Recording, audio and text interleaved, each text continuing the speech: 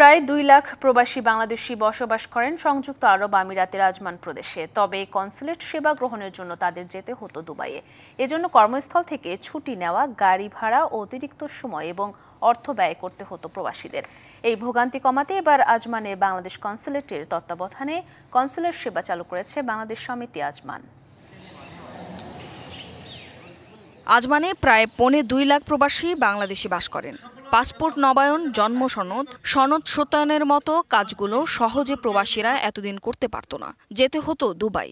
এখন থেকে আজমান রাশিদিয়া 3 গ্র্যান্ড মল অফিস টাওয়ারের ১৫ তলায় সমিতির কার্যালয়ে কনসুলার সেবা শুরু হয়েছে।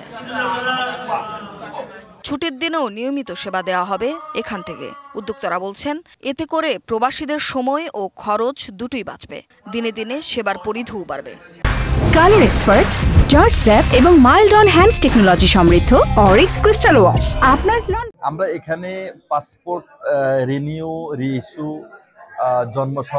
জন্মসনদের সংশোধন সহ পাশাপাশি আপনার যে অ্যাটেস্টেশন, মানে কনসুলার সেবার মধ্যে যে সমস্ত বিষয়গুলো আছে প্রায় সবগুলো সেবা আমরা এখানে দিব। মাসে অ্যাটলিস্ট ১ থেকে ১,৫০০ ব্যক্তিকে আমরা এই ক্যাপাসিটিতে আমরা সার্ভিস দিতে পারবো। তাদের যেহেতু সহজে এবং অত্যন্ত স্বল্প সময়ে এই সেবাটা পেতে পারে, এটার লক্ষ্যে মূলত আমরা আমাদের কর্মসূচি শুরু করেছি। এইভাবে আজকে যে শুরু হলো যেই বাংলাদেশ সার্ভিস, আশা করি আমরা কন্টিনিউ করব। সম্প্রতি এই সেবা কার্যক্রমের আনুষ্ঠানিক উদ্বোধন করা হয়েছে।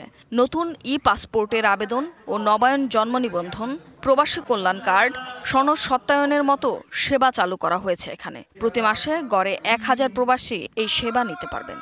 সাধারণ মানুষ, শ্রমজীবী মানুষ আজকে আজমানে তাদের গড়ে এই সেবাটা চলে আসলো। আমি মনে করি এটা নতুন বাংলাদেশের একটি সূচনা।